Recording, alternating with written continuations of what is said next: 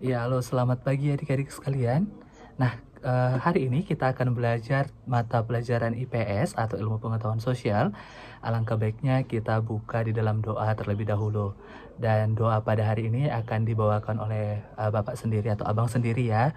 Nanti di pertemuan selanjutnya, saya berharap adik-adik nanti akan bergiliran untuk membawa doa dalam setiap pelajaran kita. Nah, oleh karena itu kita awali dengan doa. Kita berdoa. Terima kasih Bapak, terima kasih terima kasih Roh Kudus buat penyertaan Tuhan yang dapat kami rasakan pada saat hari ini. Sebentar kami akan melakukan proses pembelajaran kami, kiranya Tuhan hadir dalam setiap pembelajaran yang kami pelajari. Terima kasih Tuhan Yesus, amin. Baik adik-adik sekalian, seperti pepatah mengatakan, jika tidak kenal maka tidak sayang, tetapi jika kenal maka akan lebih sayang. Nah, perkenalkan saya Desmond Baringin Stompul. Saya merupakan calon guru pedalaman yang nantinya berasal dari Yayasan Tangan Pengharapan. Nah, kali ini kita akan belajar ilmu pengetahuan sosial yang berjudul yaitu tentang kenampakan alam. Nah, kita bahas pertama sekali adalah kenampakan alam ya. Kenampakan alam atau kenampakan biasa disebut dengan bentang alam, di mana sesuatu yang ada di dalam alam ini yang terjadi secara alamiah dan dapat dilihat secara langsung oleh mata. Nah, kenampakan yang berada di permukaan bumi ini merupakan jadi kita akan belajar tentang kenampakan alam. Nah, apa yang dimaksud dengan kenampakan alam adik-adik? Jadi kenampakan atau biasa disebut dengan bentang alam adalah sesuatu yang ada di alam dan terjadi secara alamiah dan dapat dilihat secara langsung oleh mata. Nah, kenampakan yang berada di permukaan bumi ini merupakan kenampakan alam permukaan yang meliputi wilayah daratan ataupun perairan. Nah, jadi ternyata kenampakan alam itu terbagi atas dua tadi ya. Ada yang tahu? Ya, jadi yang dua itu adalah yang pertama wilayah daratan dan yang kedua adalah wilayah perairan. Nah, apa yang dimaksud dengan wilayah daratan? Nah, jadi yang dimaksud wilayah daratan itu sendiri adalah bagian dari permukaan bumi yang tidak digenangi air dan dibentuk padat atau berbentuk padat ya, yang terdiri dari dataran rendah, dataran tinggi, pantai, gunung, pegunungan, tanjung, dan delta. Nah, jadi dataran rendah adalah wilayah datar yang memiliki ketinggian 0 sampai 200 meter di atas permukaan laut. Ada yang tahu ciri-ciri dari dataran rendah ini? Ya, jadi ciri-ciri dataran rendah yang pertama adalah pada peta, dataran rendah biasanya digambarkan dengan warna hijau ya adik-adik sekalian. Lalu untuk dataran rendah banyak dimanfaatkan untuk permukiman, baik itu industri dan pertanian. Lalu tanaman yang cocok di dataran rendah ada yang tahu? Iya, betul sekali. Ada padi, palawija, dan tebu. Nah, lalu kita bahas dataran tinggi. Dataran tinggi adalah wilayah daratan luas yang terletak pada ketinggian di atas 200 meter dari permukaan air laut. Nah, jadi dataran tinggi disebut juga plateau atau plato, ya, di mana pada peta dataran tinggi biasanya digambarkan dengan warna coklat. Nah, jadi dataran tinggi Dieng di Jawa Tengah, dataran tinggi Alas Aceh, dataran tinggi Bone atau Sulawesi Selatan. Nah, itulah contoh dataran tinggi di wilayah yang ada di Indonesia. Nah, sedangkan dataran tinggi ini ternyata sangat cocok untuk kegiatan wisata dan perkebunan. Nah, ada yang tahu tanaman yang cocok untuk perkebunan di dataran rendah ini? Ya, dataran tinggi? Iya, ada teh, cengkeh, kopi, sayuran, dan buah-buahan. Nah, ada yang pernah melihat pantai? Iya, jadi pantai adalah bagian dari daratan yang berbatasan langsung dengan laut.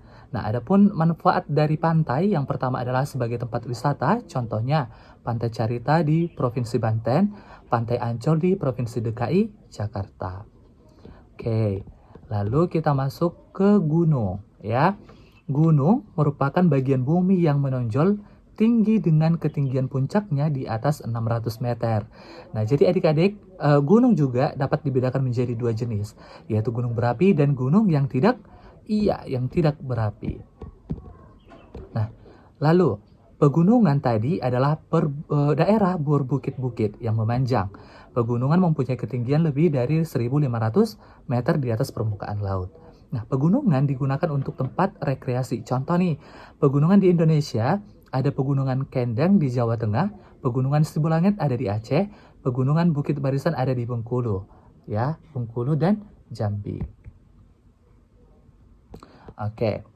Lalu kita bahas tanjung, ya. Tanjung adalah daratan yang menjorok ke laut. Nah, tanjung yang luas disebut semenanjung, di mana tanjung banyak dimanfaatkan untuk membangun pelabuhan. Sebagai contoh nih, tanjung di Indonesia adalah Tanjung Perak di Surabaya atau Jatim. Lalu Tanjung Priuk ada di mana? Iya, betul, di DKI Jakarta. Nah, oke, kita masuk ke pembahasan yang berikutnya adalah delta. Nah, ada yang tahu apa itu delta? Iya, jadi delta adalah daratan yang berada di tengah sungai. Contoh dari delta adalah delta Sungai Bengawan Solo yang bermuara di Laut Jawa dan delta Sungai Mahakam di Kalimantan yang bermuara di Selat Makassar. Nah, lalu kita masuk ke materi yang berikutnya adalah wilayah perairan. Nah, wilayah perairan adalah bagian dari permukaan bumi yang digenangi air.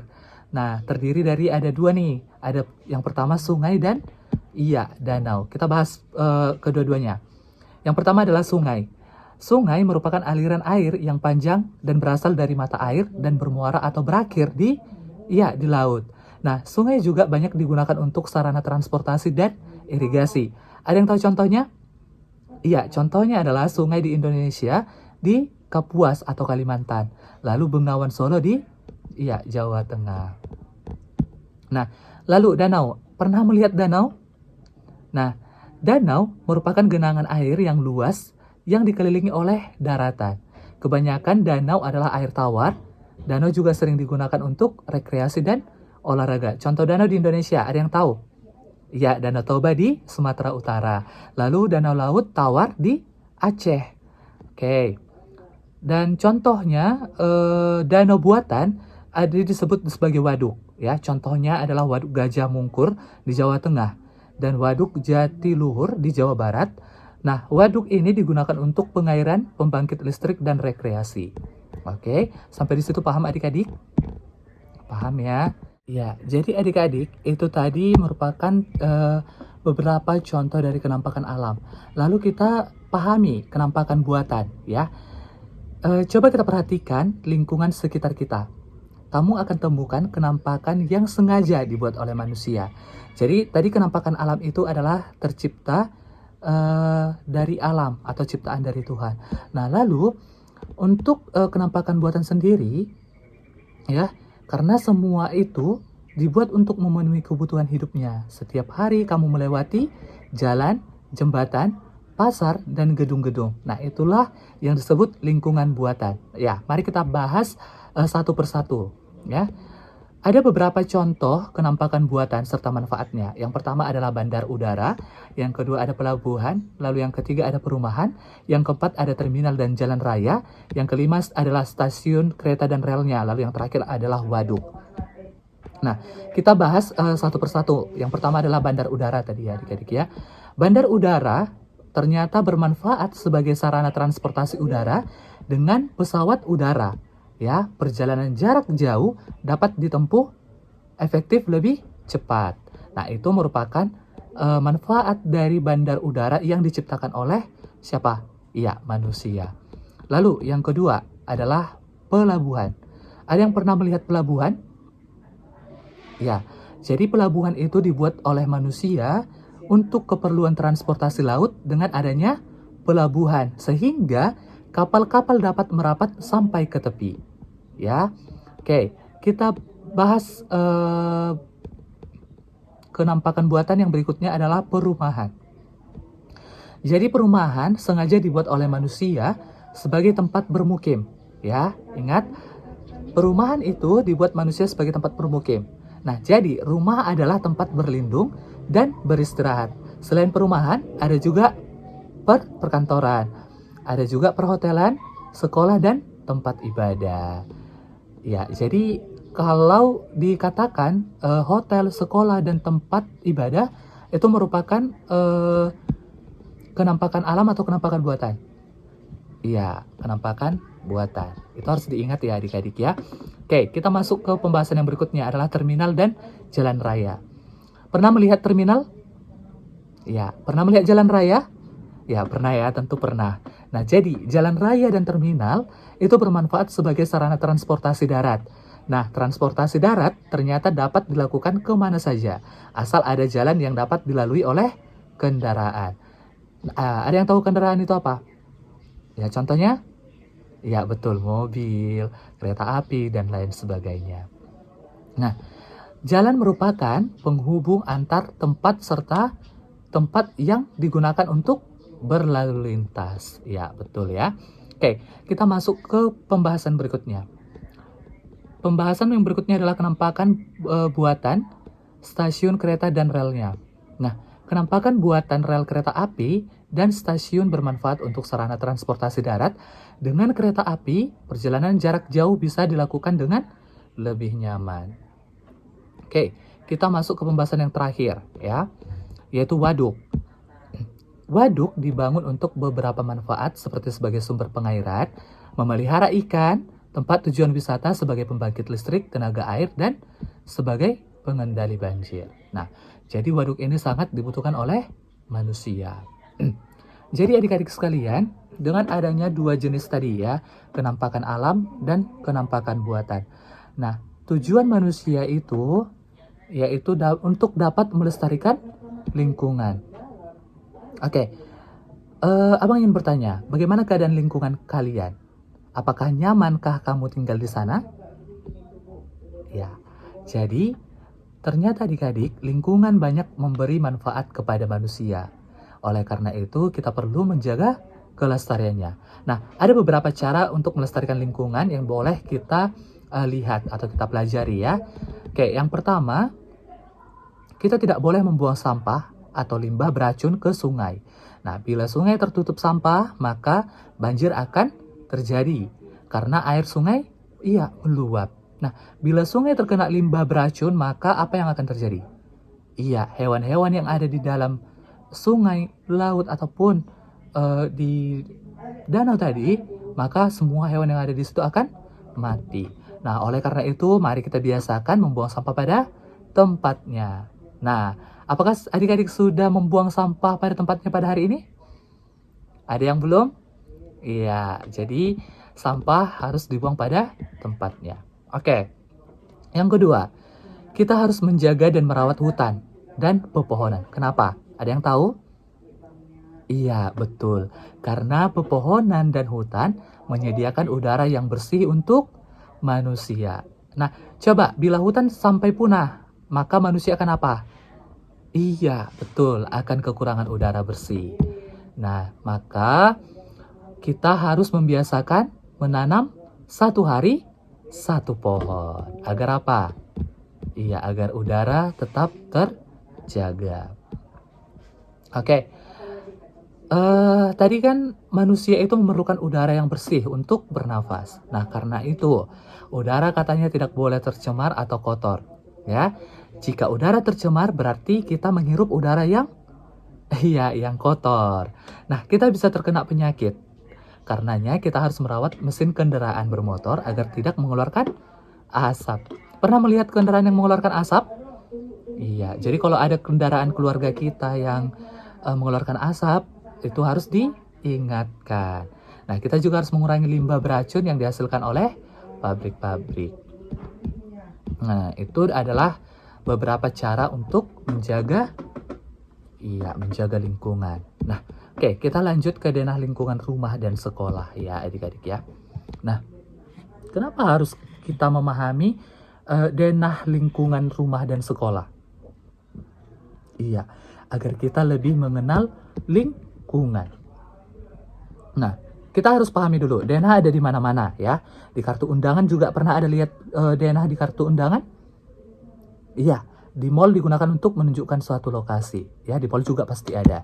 Jadi, denah adalah gambar yang menunjukkan letak sesuatu. Ya, sesuatu itu bisa berupa benda, rumah, lokasi tertentu, dan lain sebagainya. Nah, sehingga dengan menggunakan denah, maka orang akan mudah mencari apa? Mencari uang kah? Tidak, tetapi mencari tempat. Nah, untuk memudahkan pembaca Dena, maka orang menambahkan mata angin. Nah, ada berapa nih mata angin? Hah? Ada 10? Nah, 7. Oke, yang benar adalah 8. Apa saja itu? Ya, ada utara, timur laut, timur, tenggara, selatan, barat daya, barat, dan barat laut. Oke, apa itu Dena? Nah, mengenal mata angin, Dena rumah dan sekolah tadi ya topiknya. Maka rumah terbagi atas beberapa ruangan. Biasanya ada ruang tamu, ruang keluarga, ruang makan, kamar tidur, kamar mandi, dan dapur. Nah, kita dapat menggambarkan ruangan-ruangan tersebut dalam Dena rumahmu. Nah, caranya yang pertama adalah tentukan arah bagian depan rumah terlebih dahulu, ya kan? Lalu yang kedua adalah hitung jumlah ruangan rumahmu. Lalu yang ketiga, perhatikan susunan dan letak ruangan yang ada di dalam rumah. Oke, paham sampai di situ? Oke, baik. Itu adalah tugas ya. Lanjut. Ketika kita sudah mengenal yang namanya kenampakan alam, kenampakan buatan, lalu kita tahu untuk menjaga lingkungan, maka hal yang penting adalah bekerja sama. Apakah kalau kita sendiri mengerjakan itu semua bisa terjalan? Ya, tentu tidak. Maka kita harus melakukan kerjasama. Nah, kapan kamu mendapat giliran piket di kelas? Ya, yang pertama, dengan siapakah kamu melakukannya? Kamu harus datang lebih awal. Kamu memang anak rajin, setiap anggota regu harus saling membantu. Tugas harus dibagi-bagi. Nah, kita harus saling bekerja sama, setiap tugas harus dijalankan dengan baik. Pekerjaan harus dijalankan dengan tanggung jawab, pekerjaan akan cepat selesai. Tugas yang berat akan menjadi berat atau menjadi ringan? Iya, menjadi ringan, ya. Nah, jadi adik-adik, lingkungan rumah juga harus bersih dan teratur, ya. Selain membersihkan rumah, ada kerjasama lain yang dapat dilakukan. Yang pertama adalah memelihara kenyamanan rumah, memanfaatkan halaman, penghijauan di sekitar rumah, menjaga keamanan rumah. Oke, lalu kalau kerjasama di sekolah, apa saja kegiatan yang dapat dilakukan?